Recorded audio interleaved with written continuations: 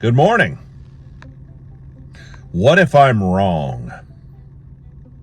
I'll talk about that in just a minute.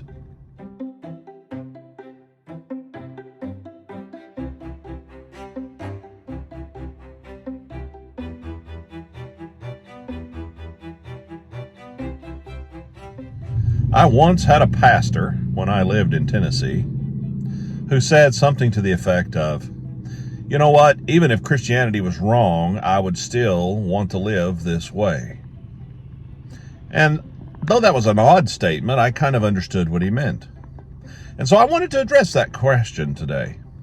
What if I'm wrong? What if it's not true? Well, let's just examine that for just a second. Now, I believe with all my heart that faith in Jesus Christ is the only way. And I believe that it is absolutely true. I have reasons that are both intellectual, emotional, and spiritual, reasonable facts that make me latch on to the fact that I believe Jesus was real and he is who he said he was. However, for just a moment, let's entertain something. What if it wasn't true? All right. How would you want to live? You know, I honestly think I would just want to live as I am now, as a Christian. Let me explain. It tells us to be kind to each other. It tells us to offer peace.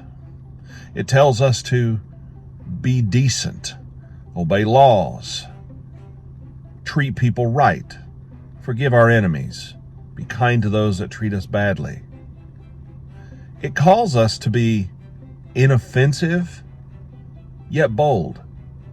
It calls us to be strong, yet understand our weakness. It calls us to rely on things that are outside of ourselves. It offers hope where there is none.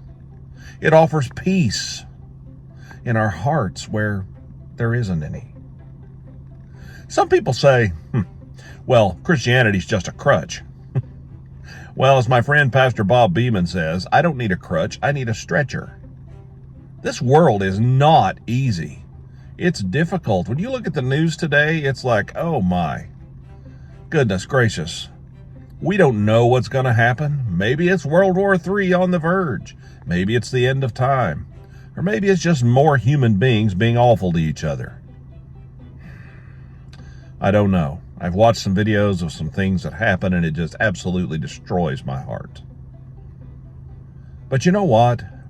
Even if it weren't real, which I think it is, I would still want to follow the ways of Christ. Because they promote kindness and gentleness and sacrifice for others.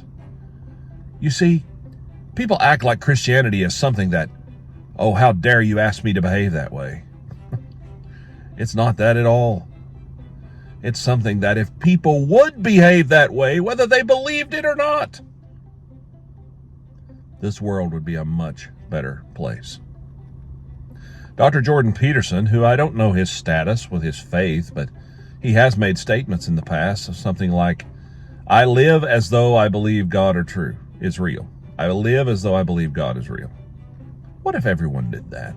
What if we all lived as though we felt like God was real and Jesus was true? What a difference that would make.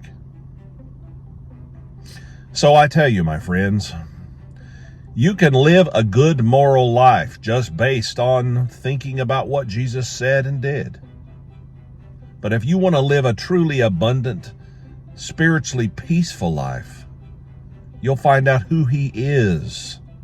And as he knocks on your door, you'll open that door and let him in. You know, that's why we tell people to accept Jesus into their heart. It's not because that he is trying to force you into any kind of situation.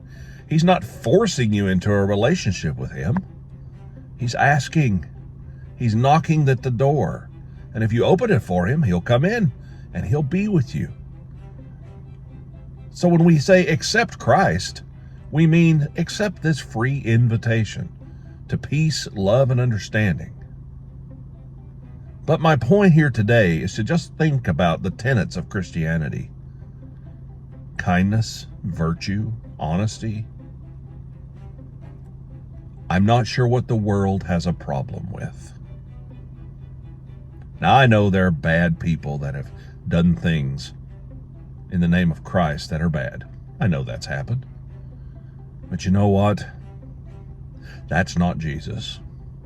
And my invitation to you is to get to know him and see what he said. And I think you'll find him the best choice you could possibly make. Have a great day. Be kind to each other. See you next time.